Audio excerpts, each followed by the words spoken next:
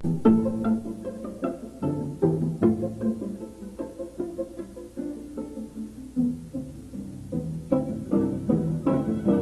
da metade do corpo humano consiste em líquidos que, em sua maioria, se encontram no interior das células.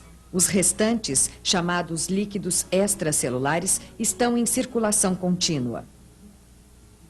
As células são banhadas pelo líquido intercelular, também chamado de substância fundamental. Esta é trânsito obrigatório para tudo que entra ou sai das células, inclusive para os estímulos nervosos. O líquido da substância fundamental recebe nutrientes e oxigênio através da circulação sanguínea. O oxigênio é acoplado às hemácias do sangue no pulmão, enquanto os nutrientes provenientes do intestino e do fígado são solvidos no plasma. Os capilares sanguíneos têm pequenos poros pelos quais, impelido pela pressão arterial, parte do plasma sanguíneo e do oxigênio escapa para os espaços intercelulares.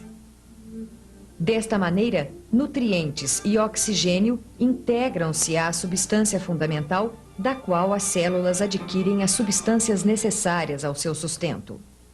Os resíduos do metabolismo celular também são lançados na substância fundamental. Os capilares venosos, que são parcialmente permeáveis, reabsorvem parte do líquido intersticial e os resíduos nele solvidos. Ao passar pelos rins, o sangue é purificado. As substâncias, cuja concentração é acima dos níveis plasmáticos normais, são retidas e posteriormente excretadas pela urina. O dióxido de carbono, proveniente das funções energéticas celulares, é trocado por oxigênio nos alvéolos pulmonares. Moléculas grandes, como por exemplo as proteínas, são retiradas da substância fundamental por meio dos capilares linfáticos, pois devido ao seu alto peso molecular, não conseguem penetrar na circulação venosa. Os capilares linfáticos encontram-se sempre nas proximidades dos sanguíneos. Sua estrutura peculiar permite a passagem de macromoléculas para seu interior. Ela consiste em células endoteliais ligadas às fibras da substância fundamental por filamentos ancoradores rígidos. O aumento do volume de líquido nos espaços intercelulares afasta as fibras, que por sua vez puxam os filamentos rígidos, que abrem as válvulas dos capilares linfáticos. Tanto o líquido excedente quanto moléculas grandes penetram no interior destes capilares, fechando as válvulas pela pressão que exercem no lúmen do capilar. Os capilares linfáticos reúnem-se formando os vasos linfáticos. Esses vasos são divididos em segmentos que se comunicam por válvulas que têm a função de impedir o refluxo da linfa. As contrações rítmicas dos segmentos impulsionam a linfa em direção ao ângulo venoso. Durante seu trajeto, a linfa percorre vários gânglios linfáticos, onde seu conteúdo é controlado pelos linfócitos. Encontrando substâncias perigosas para o organismo, estas são retidas no gânglio e uma reação imunológica é desencadeada. Os vasos linfáticos reúnem-se formando 3 ductos linfáticos: o ducto torácico, que é o maior deles, o ducto esquerdo e o ducto direito. Os ductos desembocam no ângulo venoso, que é formado pela junção da veia subclávia com a veia jugular interna. Desta maneira, a linfa purificada é devolvida à circulação sanguínea pouco antes de seu retorno ao coração. A circulação linfática é uma via de retorno paralela à circulação venosa. Ela coleta e transporta os excedentes que não conseguem penetrar na circulação venosa. A remoção contínua de proteínas e de líquido excedente da substância fundamental, bem como a vigilância exercida nos gânglios, são as funções mais importantes do sistema linfático. O objetivo da drenagem linfática manual é auxiliar e acelerar os mecanismos próprios de defesa sem, entretanto, alterá-las. Este objetivo somente será alcançado respeitando-se as peculiaridades do sistema. As manobras devem seguir rigorosamente a direção do fluxo linfático. A sequência das áreas a serem tratadas deve se orientar no sentido proximal distal, ou seja, das áreas mais próximas do ângulo venoso para as mais distantes. No trabalho de drenagem executado em cada região, deve-se seguir a orientação distal proximal, trabalhando-se em direção às áreas de aglomeração de gânglios, ou seja, acompanhando-se o fluxo da linfa. A drenagem linfática manual atua de maneira direta e indireta sobre o organismo.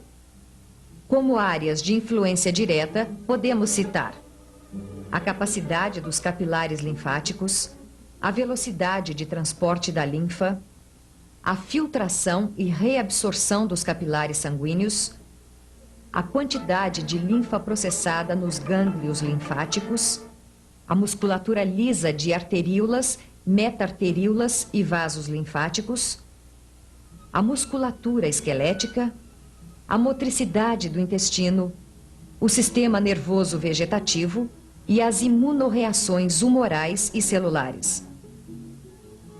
Sofrem influência indireta da drenagem linfática manual a nutrição das células, a oxigenação dos tecidos, a desintoxicação do tecido intersticial, a desintoxicação da musculatura esquelética, a absorção de nutrientes pelo trato digestivo, a distribuição de hormônios e a quantidade de líquidos excretados. Pela observação dessas influências, pode-se compreender por que a drenagem linfática manual é indicada no tratamento de tecidos endematizados, circulação sanguínea de retorno comprometida, pele irritada, musculatura tensa, sistema nervoso abalado e tratamento estético nos casos de acne, couperose, dermatite perioral, rosácea, rejuvenescimento pré- e pós-cirurgia plástica. A drenagem linfática utiliza-se de pressões graduadas e constantemente alteradas, imitando as contrações próprias da musculatura lisa dos vasos linfáticos e acompanhando o seu ritmo. As manobras consistem de círculos ou espirais num plano oblíquo à superfície tratada, com um aumento gradativo de pressão até a metade do círculo e, em seguida, um relaxamento também gradativo. O aumento da pressão deve seguir a direção do fluxo linfático. No começo e no final do círculo, não deve haver pressão, e o seu valor máximo durante o movimento dependerá sempre do estado do tecido. A massagem deve ser leve em caso de edema e tônus muscular rígido, e deve ser moderada em caso de turgor e tônus muscular normais. A pele não deve ficar avermelhada e o cliente não pode sentir dor em hipótese alguma. O início de qualquer tipo de drenagem linfática manual se dá no pescoço e no ângulo venoso. Seu ritmo é bem monótono, devendo-se completar cada círculo em aproximadamente 1 segundo. Cada movimento deve ser refeito 5 ou 7 vezes, repetindo-se a sequência de cada região por 3 vezes. O sentido proximal distal na sequência de regiões é necessário para que se garanta o livre escoamento da linfa. Na região facial, além do movimento em espiral, utiliza-se também o de bombeamento. A mão aberta deve segurar uma porção de tecido entre os 4 dedos e o polegar. O movimento nasce no punho. Dedos e polegar permanecem relaxados sobre a pele, cujo deslocamento ocorre em movimentos elípticos. Não há deslizamento sobre a pele.